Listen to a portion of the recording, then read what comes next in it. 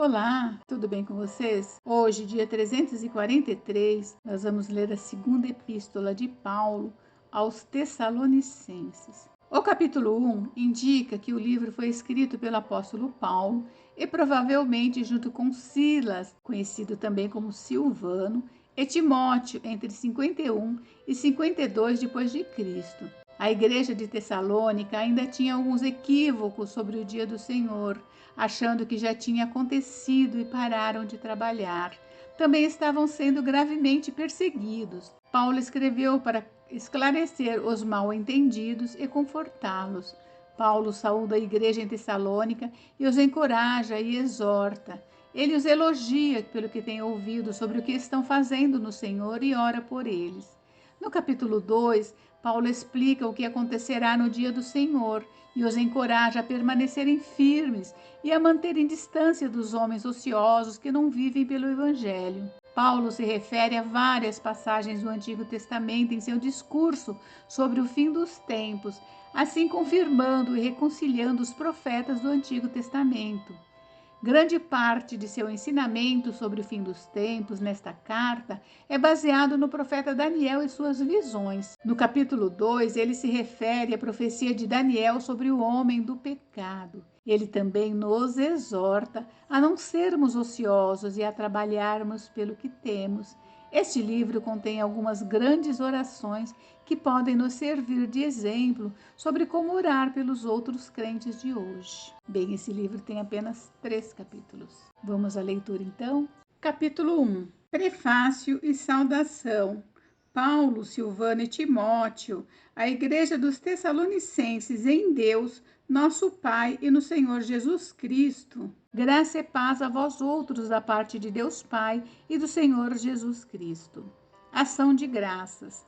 Irmãos, cumpre-nos dar sempre graças a Deus no tocante a vós outros, como é justo, pois a vossa fé cresce sobremaneira e o vosso mútuo amor de uns para com os outros vai aumentando, a tal ponto que nós mesmos nos gloriamos de vós nas igrejas de Deus, à vista da vossa constância e fé em todas as vossas perseguições e nas tribulações que suportais, sinal evidente do reto juízo de Deus, para que sejais considerados dignos do reino de Deus, pelo qual com efeito estáis sofrendo. Se de fato é justo para com Deus, que ele dê em paga tribulação aos que vos atribulam, e a vós outros que sois atribulados, alívio, juntamente conosco, quando do céu se manifestar o Senhor Jesus com os anjos do seu poder, em chama de fogo, tomando vingança contra os que não conhecem a Deus e contra os que não obedecem ao Evangelho de nosso Senhor Jesus. Estes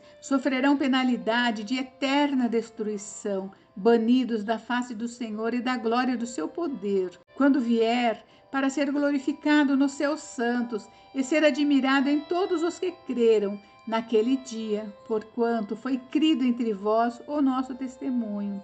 Por isso, também não cessamos de orar por vós, para que o nosso Deus vos torne dignos da sua vocação e cumpra com poder todo o propósito de bondade e obra de fé, a fim de que o nome de nosso Senhor Jesus seja glorificado em vós e vós nele, segundo a graça do nosso Deus e do Senhor Jesus Cristo. Capítulo 2. A vinda do Senhor, a revelação da apostasia, o homem da iniquidade. Irmãos, no que diz respeito à vinda de nosso Senhor Jesus Cristo e à nossa reunião com ele, nós vos exortamos a que não vos demovais da vossa mente com facilidade, nem vos perturbeis, quer por espírito, quer por palavra, quer por epístola, como se procedesse de nós, supondo tenha chegado o dia do Senhor. Ninguém de nenhum modo vos engane, porque isso não acontecerá sem que primeiro venha a apostasia e seja revelado o homem da iniquidade, o filho da perdição, o qual se opõe e se levanta contra tudo que se chama Deus ou é objeto de culto, a ponto de assentar-se no santuário de Deus, ostentando-se como se fosse o próprio Deus. Não vos recordais de que ainda convosco eu costumava dizer-vos estas coisas, E agora sabeis o que o detém, para que ele seja revelado somente em ocasião própria. O caráter do homem da iniquidade e a sua derrota. Com efeito, o mistério da iniquidade já opera e aguarda somente que seja afastado aquele que agora o detém. Então, será de fato revelado o iníquo, a quem o Senhor Jesus matará com o sopro de sua boca e o destruirá pela manifestação de sua vinda. Ora, o aparecimento do iníquo é segundo a eficácia de Satanás, com todo poder e sinais e prodígios da mentira, é com todo engano de injustiça aos que perecem, porque não acolheram o amor da verdade para serem salvos. É por esse motivo, pois, que Deus lhes manda a operação do erro, para darem crédito à mentira, a fim de serem julgados todos quantos não deram crédito à verdade, antes, pelo contrário, deleitaram-se com a injustiça. Ação de graças e exortação. Entretanto, devemos sempre dar graças a Deus por vós, irmãos amados pelo Senhor, porque Deus vos escolheu desde o princípio para a salvação pela santificação do Espírito e fé na verdade, para o que também vos chamou mediante nosso Evangelho, para alcançardes a glória de nosso Senhor Jesus Cristo. Assim, pois, irmãos, permanecei firmes e guardai as tradições que vos foram ensinadas, seja por palavra, seja por epístola nossa. Ora, nosso Senhor Jesus Cristo mesmo e Deus, o nosso Pai, que nos amou e nos deu eterna consolação e boa esperança pela graça, consolem o vosso coração e vos confirmem em toda boa obra e boa palavra. Capítulo 3. Paulo pede as orações dos Tessalonicenses. Finalmente, irmãos, orai por nós, para que a palavra do Senhor se propague e seja glorificada, como também está acontecendo entre vós, e para que sejamos livres dos homens perversos e maus, porque a fé não é de todos. Todavia, o Senhor é fiel, ele vos confirmará e guardará do maligno. Nós também temos confiança em vós no Senhor, de que não só estáis praticando as coisas que vos ordenamos, como também continuareis a fazê-las. Ora, o Senhor conduza o vosso coração ao amor de Deus e à constância de Cristo. Exortação à prática de vários deveres cristãos, pessoais, sociais e coletivos.